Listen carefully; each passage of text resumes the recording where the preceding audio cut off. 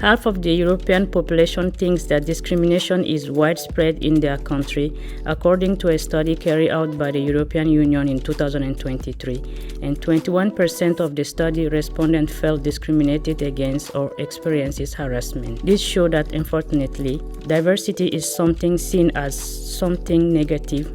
It also shows the importance of having a diverse approach and to speak out about how beneficial diversity is. I think there is nothing better than diversity. You can't have too much of it. I think being able to adapt to different scenarios and to be able to bring people together that come from diverse backgrounds or belong in diverse groups is the best thing to do to enhance your presence in a country. Diversity is a way to approach to other people.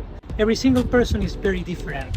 When we are talking about creating an organization or creating any kind of common project or common support, we must understand that either we accept the otherness and the challenge that it represents to us to discover another world, which is another person, which is totally different inwardly, or we may have no chance for connection and no chance for common building.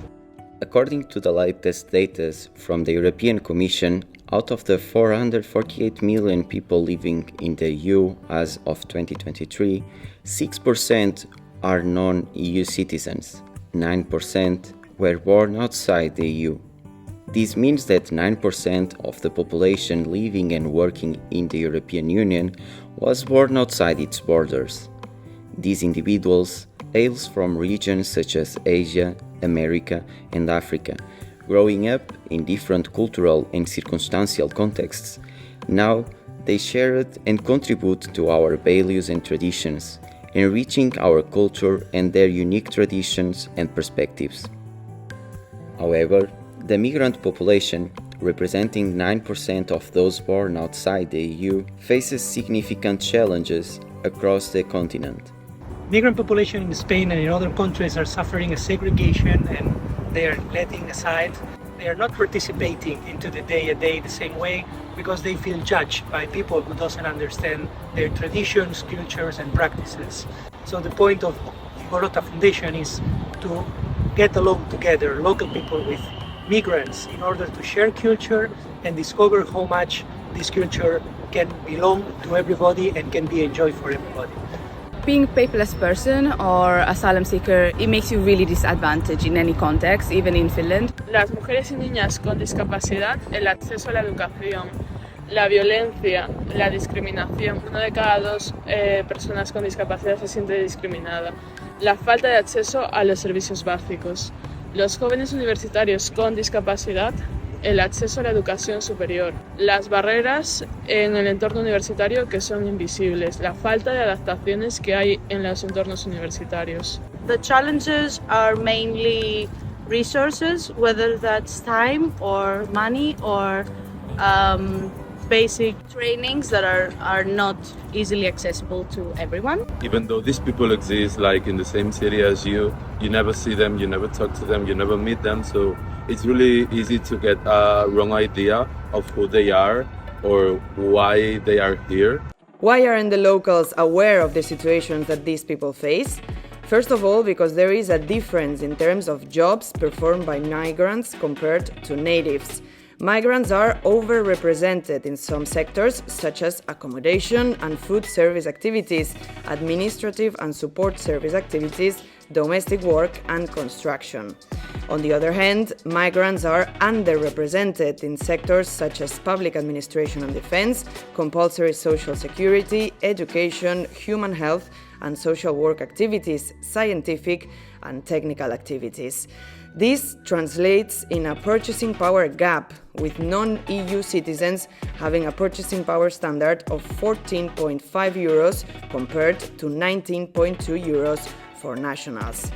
Educational struggles are evident, as 25% of non-EU citizens are early school leavers compared to 8% of nationals.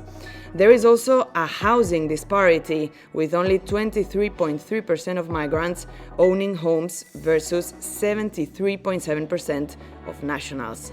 Finally, there is a significant poverty risk difference.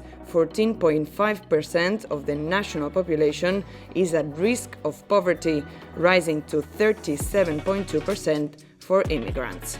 We try to connect people with organizations, companies, or people who can actually provide them with the skills or the connections they need to take the next step in their career or their educational journey. So what we do is like languages courses. We help them meet people from the queer community, and there are refugees too. We give advice for them on how to seek for asylum. In Barcelona, we will be promoting festivals from the Filipino tradition, including art exhibits, talks, performances, cinema passes, music, and this way we will reach the local population with traditional Filipino culture.